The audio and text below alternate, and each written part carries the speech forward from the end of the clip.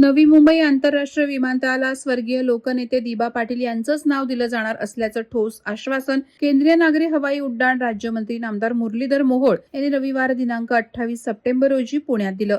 पनवेल तालुका पत्रकार एकत्रीकरण संस्थेच्या पदाधिकाऱ्यांनी पुणे सरिता नगरी येथे आयोजित जनता दरबारात मुरलीधर मोहोळ यांची भेट घेतली असता त्यांनी ही ग्वाही दिली. या भेटीदरम्यान नामदार मुरलीधर मोहोळ यांनी स्पष्ट केलं की राज्य शासनानं केलेल्या प्रस्तावाला केंद्र शासन आदर देईल. तसंच दिबा पाटील यांच्या नावासाठी प्रकल्पग्रस्तांची भावना केंद्र सरकारकडून मान्य केली जाईल. त्यामुळे नवी मुंबई विमानतळाला दिबांचंच नाव मिळणार असल्याचं त्यांनी पत्रकारांना विश्वासपूर्वक सांगितलं. ही भेट घडवून आणण्यासाठी म्हाडाचे माजी सभापती बाळासाहेब पाटील तसंच आमदार विक्रांत पाटील यांचं विशेष सहकार्य लाभलं.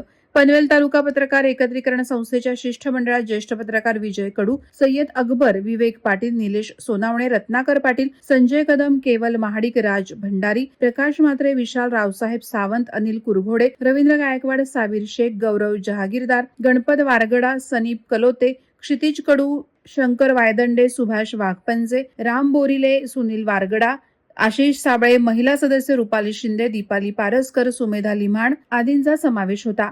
या ठोस आश्वासनामुळे प्रकल्पग्रस्तांमध्ये समाधानाची भावना व्यक्त होत असून दिबा पाटील यांचं नाव विमानतळाला मिळणार अशी अधिकृत घोषणा ऐतिहासिक ठरेल असा विश्वास पत्रकार आणि शिष्टमंडळानं व्यक्त केला. वादळवारा लाईव्हसाठी न्यूज ब्युरो, पनवेल.